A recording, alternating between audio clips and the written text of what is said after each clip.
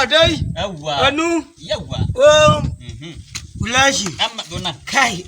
Anu malam. Yawwa. In haka muna so. In kuna gari muna jin daɗi. Kulashi. Dama mun zo mu tambaye ku ne. To madalla. Limam, in mun ki abinci muna jin yunwa. To dan gwara ai har abada ba za ka koshi ba.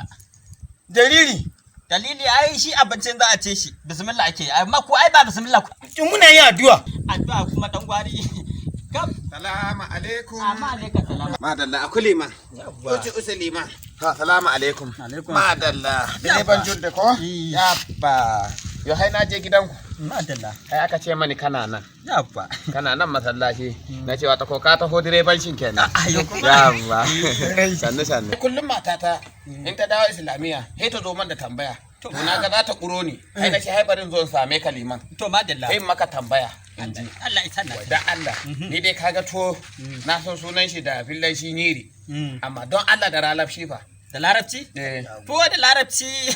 tuwo da larabci sunansa tuwo da tuwo ya fito kuma yo Hausawa sa to sunan su kai ko dai wa an sa shi sunan ka san akwai kusanci tsakanin Hausawa da Laraba shi yasa lokacin da tuwo izo lokacin sunansa ya kare a larabci shi yasa ake ce masa tuwo yo hai shi yasa aka ce yo hai tambaya na da kyau Allah sarki yo hai mi anda madalla yo hai ta tambaye ni he in ce mata yo hai sunan yiri tuwo sunan shi dai tuwo ba yi da wani suna da larabci tuwo madalla yo hai na biyu dije kenan yo hai sunan miyan kuka na biyu kenan miyan kuka alkukatu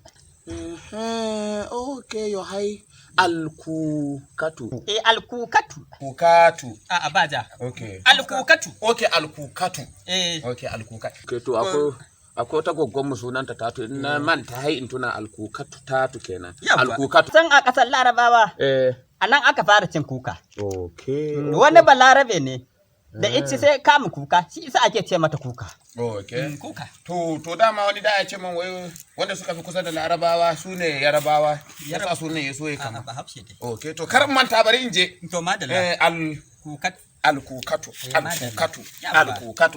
to mai fami don malam kar muna da tambaya akwai ka tafi mun za mu tambaya shi wai ya sunan ban mi da lalamci ban mi da larabci sunansa ban mi saboda ai ba ban mi a kasar Larabawa kasan Yarabawa aka samu ban mi yawa shi isa zaka ji suna cewa ban mi to anan ya dauko suna ban mi shi isa ban mi sunansa to limamu za mu koma to madalla sado alheri ba wani abin sadaka to wannan abu ya faru mun shi wannan abu muna zuwa to shikenan za mu zo mu same ku shikenan ba wani abin sadaka gara ma dan fulanin zai kawo min nono ta ran amma shi dan gwari me zan ansa a gurin shi naman adade zan ansa ko ba wallahi dole fa rubuta sambat santa anan nan da kace gani an za a rubuta sambat hauka ake yi Allah ya sa mu dace